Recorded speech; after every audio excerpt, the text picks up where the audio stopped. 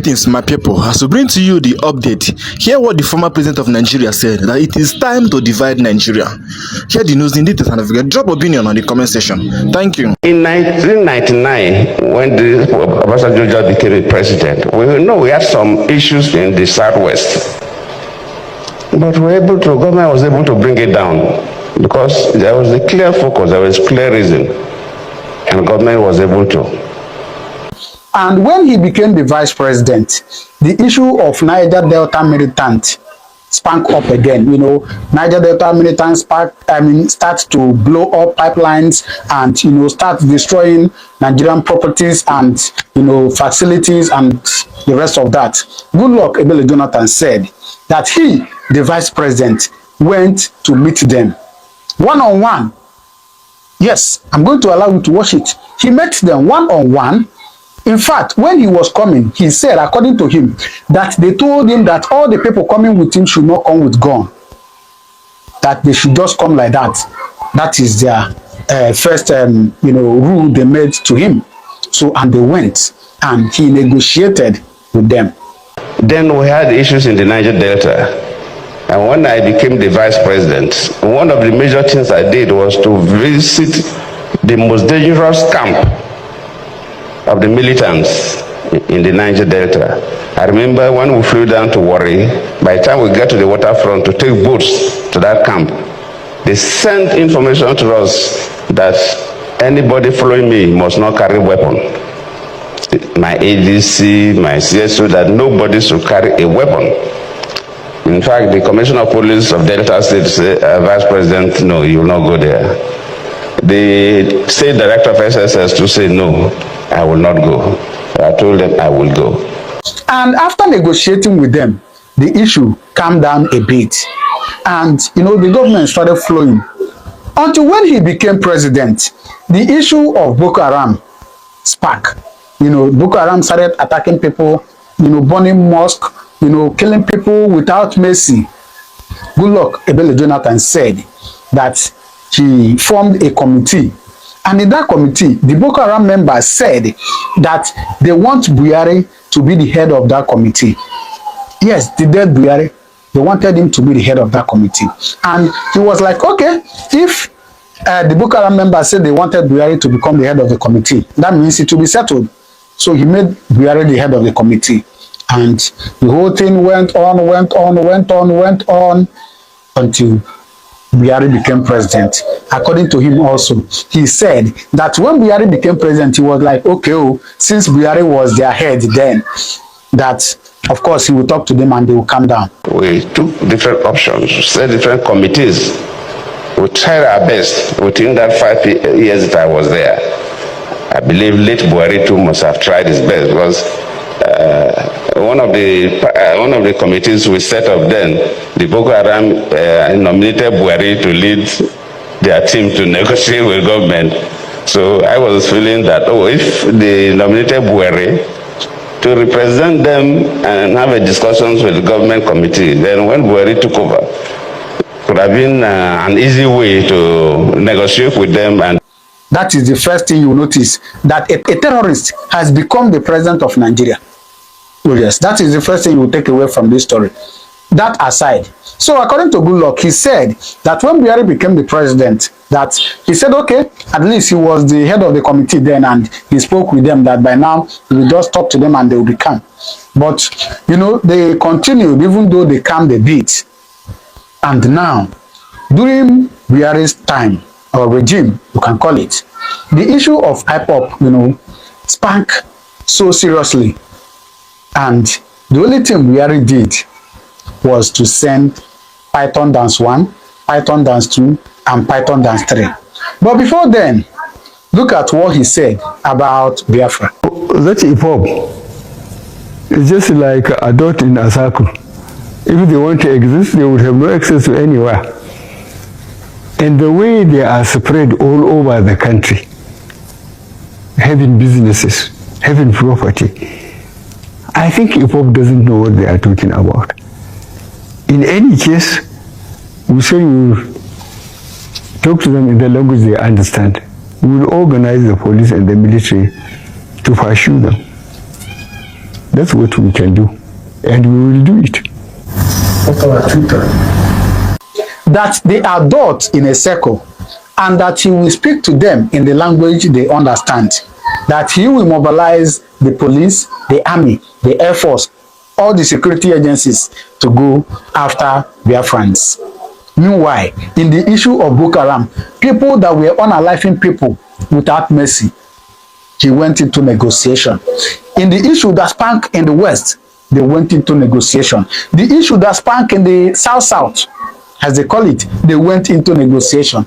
But the issue that sparked in the Southeast, they mobilized the police, the army, and air force, and all security agencies. What does that tell you?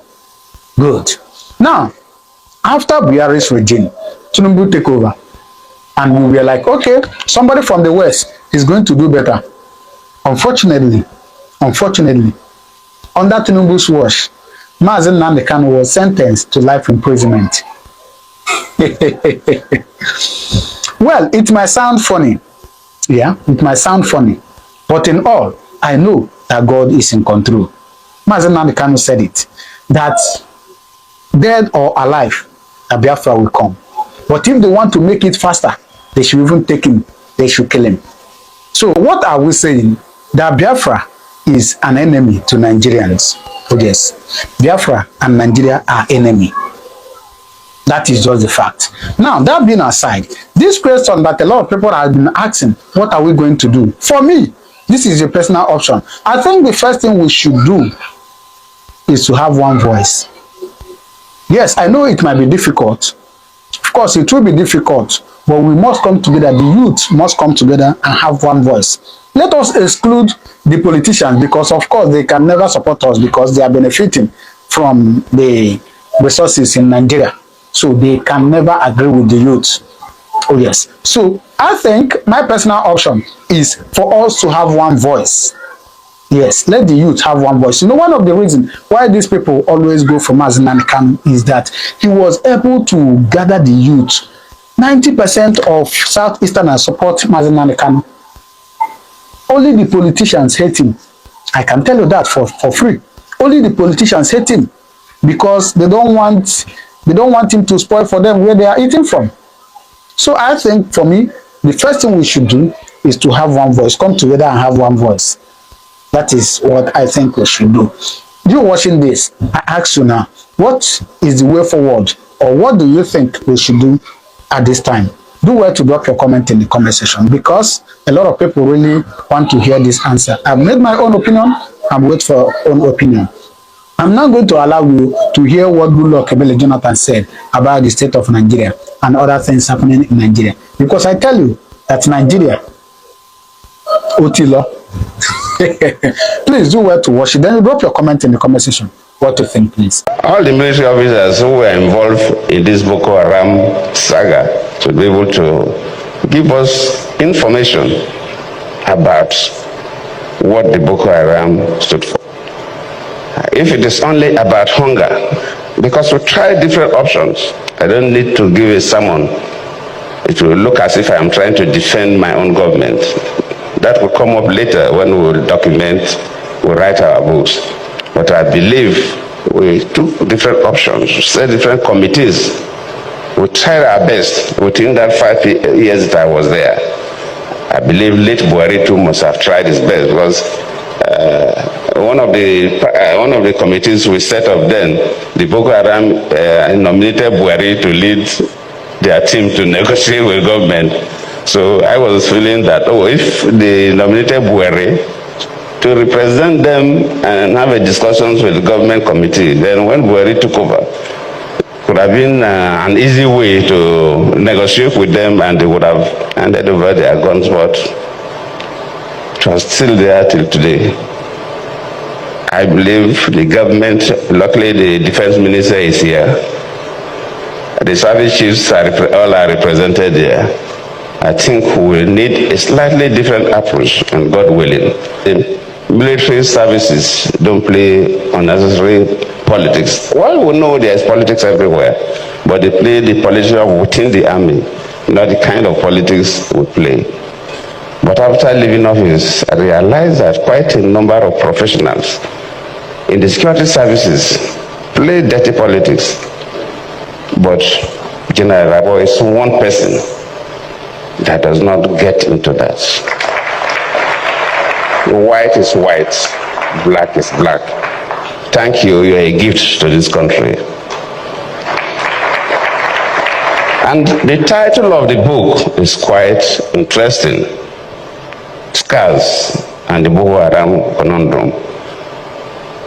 It is interesting because, when I was in office, and one of the major scars on my government, and it will be on my face, and like Bishop Cook has said, no plastic or cosmetic surgeon can remove it, is the issue of the Chibok girls. It's a scar that I will die with. But later on, people may know a little more details. And that's also to do with the Boko Haram. What do they really want? Of course, our chairman raised the issue when interviewed some of them, and they gave him some perspective. But probably one day, I pray that some of the Boko Haram leaders may be literate enough to document what they have done, so that people will really know what they wanted. Because it's like the story of the Nigerian Civil War. If you read one of the books, My Command, I think that's one of the first books that came out from President Obasanjo, because he was there. Then Ojukwu wrote his own, Because I Am Involved. So when those who were involved in something say it, you get a different perspective.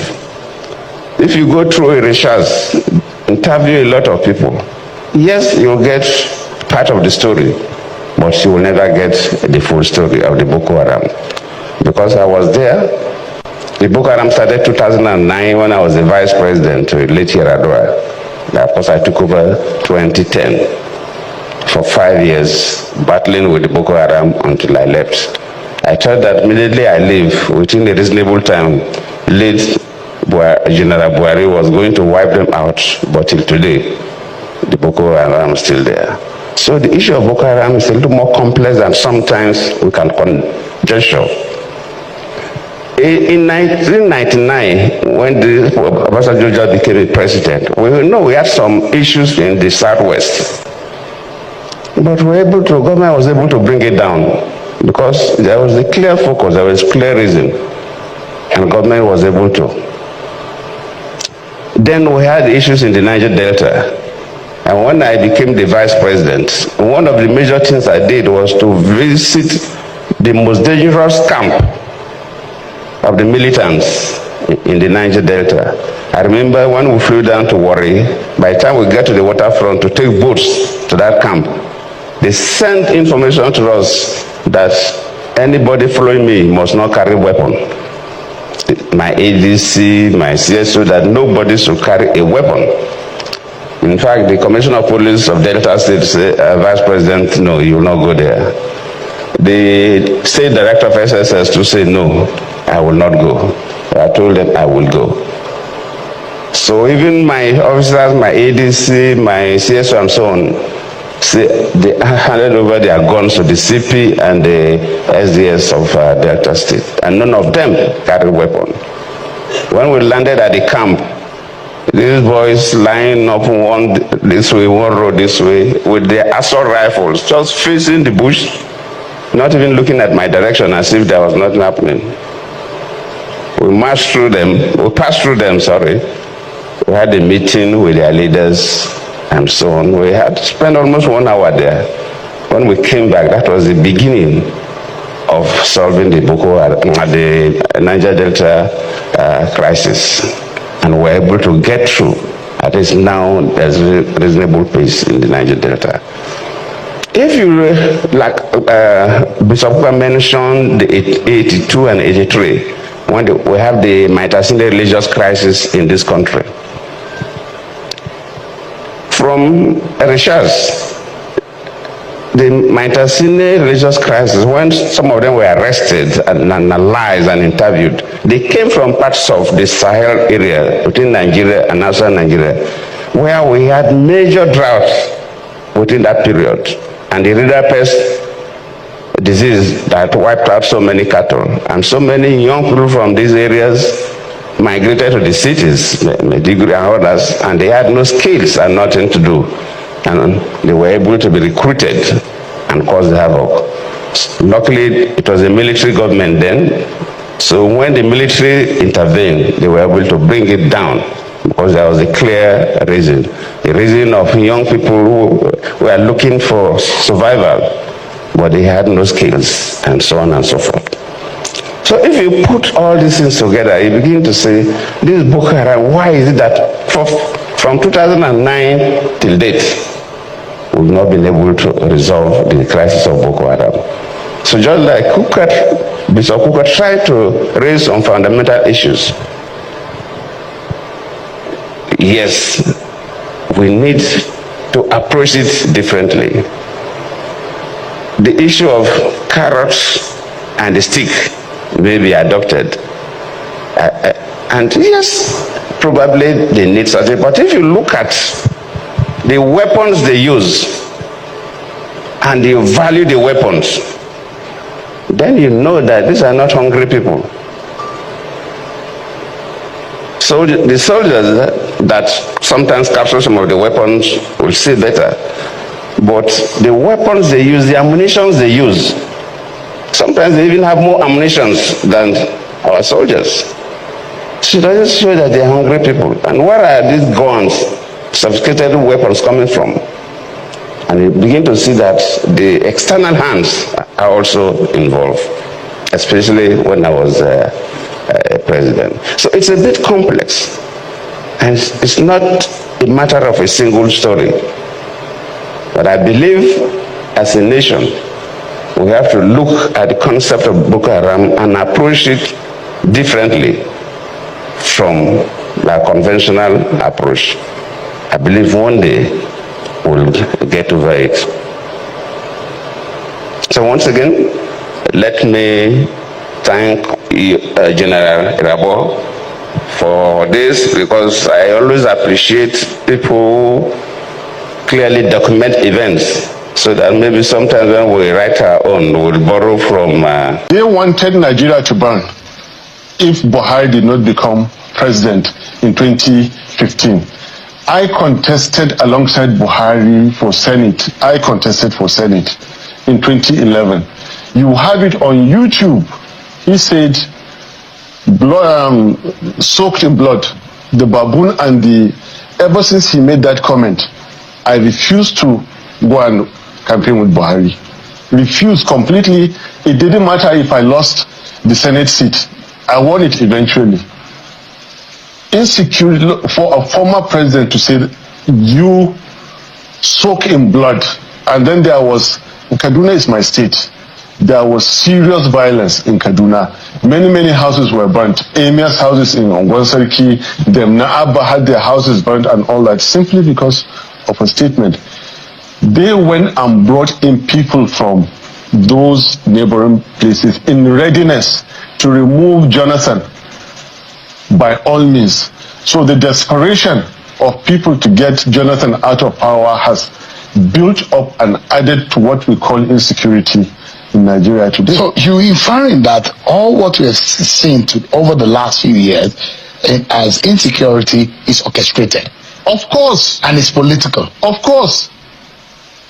Last year around this time. This narrative. Last year around this time. Whatever I tell you, I'll try to give you evidence. Last year around this time, we were just negotiating the release of our own nephew. And when he came out, what he said is not much different from what Nasir El-Rufai is saying. They complained that, and this young man is alive. He could come here tomorrow and you interview him. He's alive now in Zaria. He's alive. That, look, they are not making much money relying on these handouts from government. Each time they go out to operate, they make more money. Like he that was in the hand We kept negotiating. He's alive and he can come to this and sit with you, Shehu Akimbaloyi, and you interview him. This is a fact. But my grudge with Nasiru's statements is that he was part and parcel of APC from 2013. Like he told you, he was one of the architects of it all. All of a sudden, to come and absolve himself and call others. No, Nasiru is part and parcel of all that has been going on. We suffered, we are victims of Nasiru's misrule in Zaria. Go back December 2015, when a war was supposed to have been won in the Northeast. What business, what military and strategic business did an army chief have to come to Zaria for a convocation, not of NDA, graduation of recruits, privates, choosing to follow the route where the Shiites were holding. All these things were orchestrated. They knew the exact hour, the exact minute that he was coming to pass, because they had the technology. And 800 people were killed because they wanted to raise down the temple that was built. These things were carefully doctored and orchestrated. These are heavy allegations that you are making, and which one will imagine? One will imagine someone of your status in the society. Yeah. Why are you just saying this? Why are you saying this? Does it amount to a political gimmick, or no? What exactly are you up to with this? Shehu, I've been saying it. I said it in your own program. I mentioned the link about North Africa. In your own program, go back and check.